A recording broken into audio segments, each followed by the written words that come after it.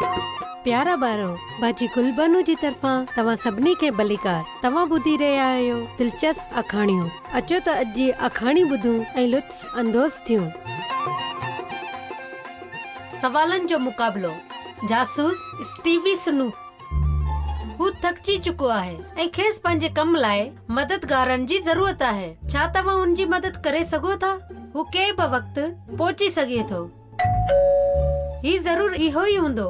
सलाम, मुंहिंजो नालो स्टीवी स्नूप आहे। मां हिकु जासूस आहियां। मूंखे तव्हां जी ज़रूरत आहे।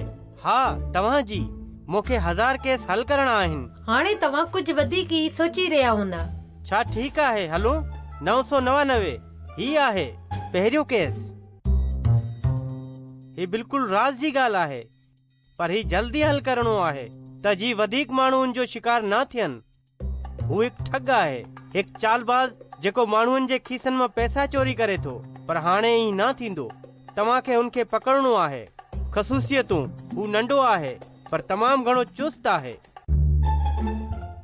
हुन जे बारे में निशानियूं तव्हांखे बाइबल में लूका जी अंजील हुनजो 19 बाब 2 आयत में मिलंदियूं।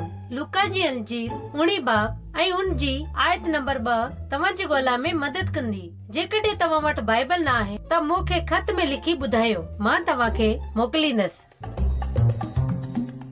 ॿिए केस में तव्हांखे थोरो एहतियात करणो पवंदो। ही शख़्स हथियार इस्तेमाल कंदो आहे। हू ज़िंदा खुदा खे नाराज़ करण वारा लफ़्ज़ ॻाल्हाए लानत करे थो। हिन जे रस्तनि खे बर्बाद करण लाइ हुन लाइ ॾुखियो आहे। हिन जे पेरनि जो माप तक़रीबन 73 आहे। लिखो ऐं ॿुधायो त तव्हां खेसि बाइबल में किथे ॻोल्हे सघो था। पहिरियों सैमुएल 17 बाब आयत नंबर 4। मां ॿीहर ॿुधाई रही आहियां। पहिरियों सैमुएल 17 बाब आयत नंबर 4। जेकॾहिं तव्हांखे बाइबल में ना मिली रहियो आहे त तव्हां किताबनि जी फ़हरिस्त खे ॾिसो। टियों केस ख़ासि तौर ते मुंहिंजे लाइ तमामु अहम आहे। हुन माण्हू खे आख़िरी भेरो दरिया वटि ॾिठो वियो हो।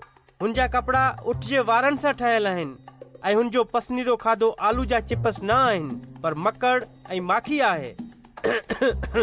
हू हर कंहिं खे दावत ॾिए थो त हू ख़ुदा सां गॾु रहे ऐं पंहिंजे गुनाहनि खां तौबा करे। केतिरा ई माण्हू उनखे ॿुधनि था ऐं आज़ादी सां पंहिंजे गुनाहनि खे क़बूल कनि था। जॾहिं मूंखे ही छोकिरो मिलियो, मुंहिंजी सभु परेशानी ख़तम थी वई। बाक़ी निशानियूं तव्हांखे मत्ती जी अंजील 3 बाब आयत नंबर 1 में मिलंदियूं। मत्ती जी अंजील 3 बाब आयत नंबर 1 ऐं बाइबल जी साॻी किताब में मत्ती जी अंजील बाब नंबर 1 21 आयत में तव्हांखे ख़बर पवंदी त हुन छोकिरी पाण खे कंहिं सां गॾियो। जासूस स्टीवी स्नूप खे ख़ुशी थींदी जेकॾहिं तव्हां पंहिंजा जवाब असांखे लिखी मोकिलियो।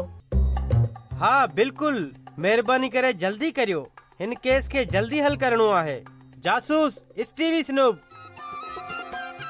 ठीकु आहे बारो, हाणे बाजी गुलबानो खे इजाज़त ॾियो। ख़ुदा हाफ़िज़।